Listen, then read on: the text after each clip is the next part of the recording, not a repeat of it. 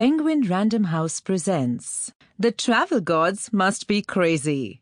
Wacky Encounters in Exotic Lands by Sudha Mahalingam.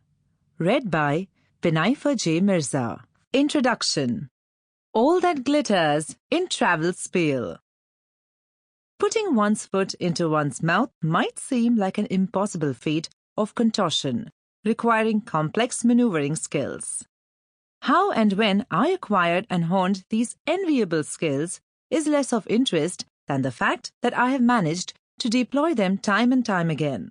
During my peregrinations through 65 countries in the past quarter of a century.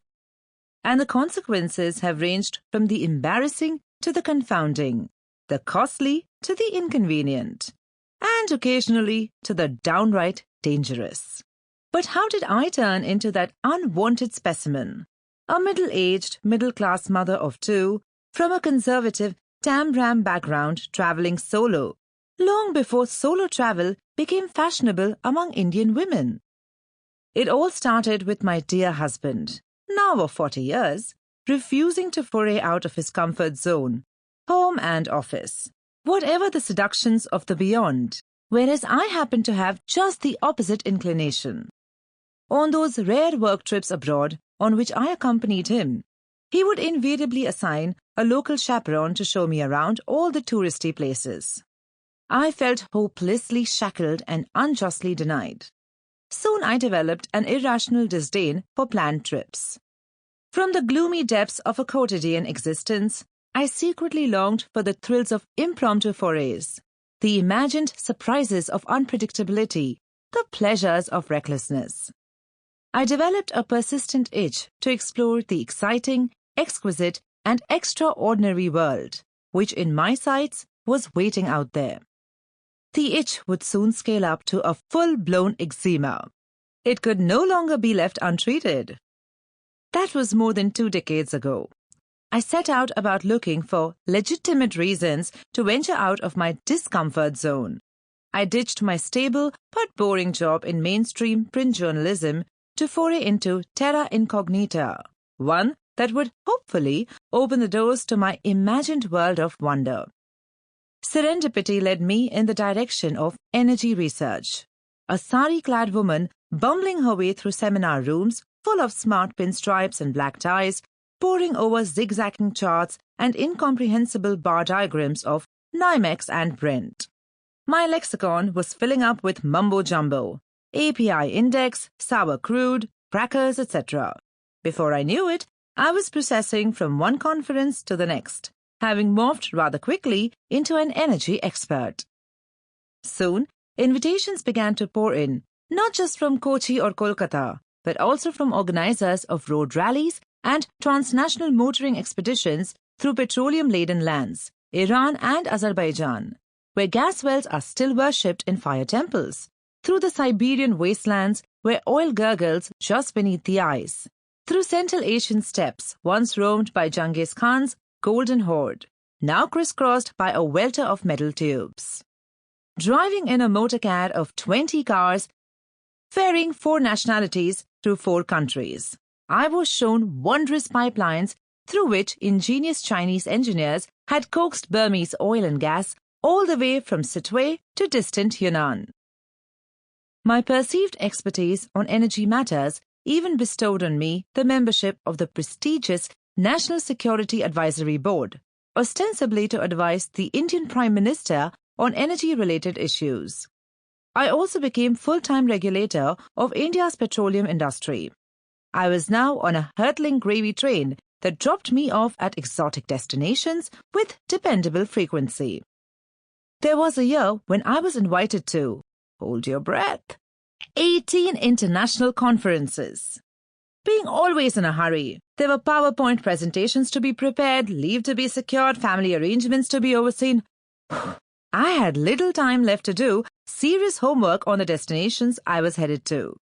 Dog-eared, lonely planet guides of yesteryears were my only beacons, often blinking or blanking out altogether, with outdated information on shut-down pensions or eateries.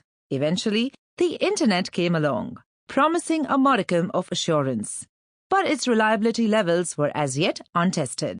which is why I landed up in Czech Republic without a valid visa and was caught without yellow fever vaccination at Nairobi airport. It never occurred to me to simply go on holidays depicted on glossy brochures, to leisurely bask in the sun on golden beaches or sip pina coladas under picnic umbrellas.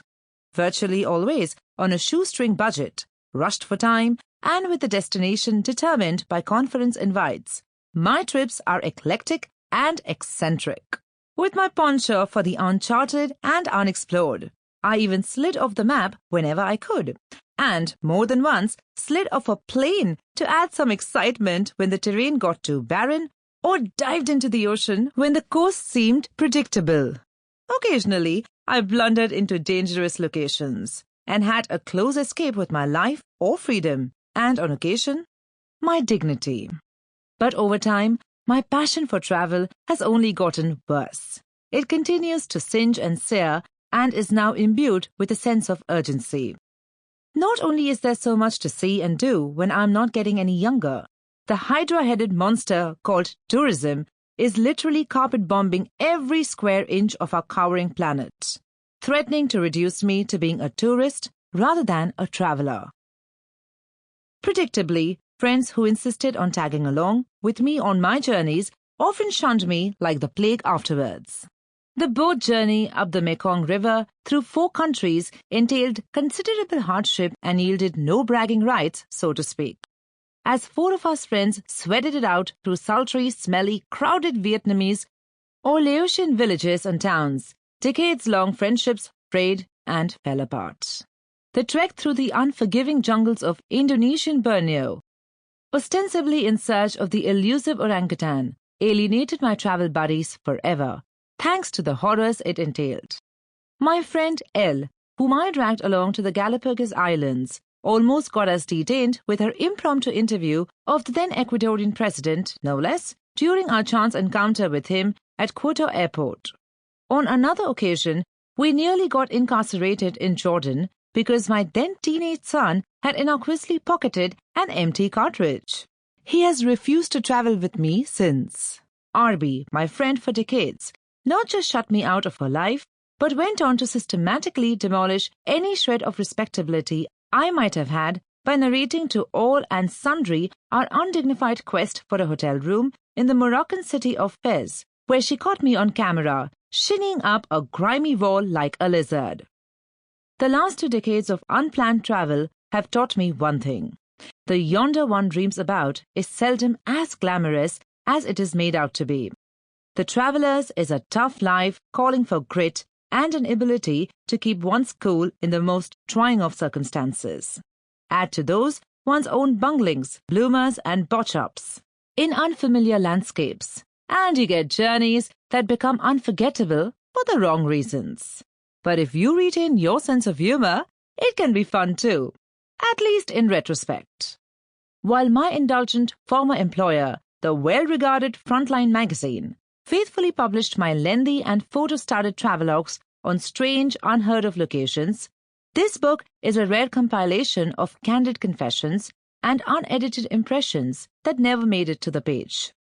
Other publications like The Hindu, Indian Express, Tribune, etc. too indulged me occasionally, and parts of these also find their way into this book. This book would not have materialized without the help and support of Vijay Lokapalli, my friend and former colleague, and the unstinting engagement and encouragement of my editor, Richa Berman, at Penguin Random House, India.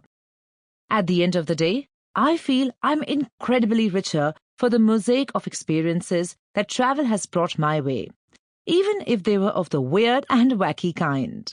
More than the fantasy landscapes I have zipped through and the fancy sights I have feasted my eyes upon, my life has been spiced up by the fascinating assortment of people I have met along the way and the farcical situations I've had to rescue myself from.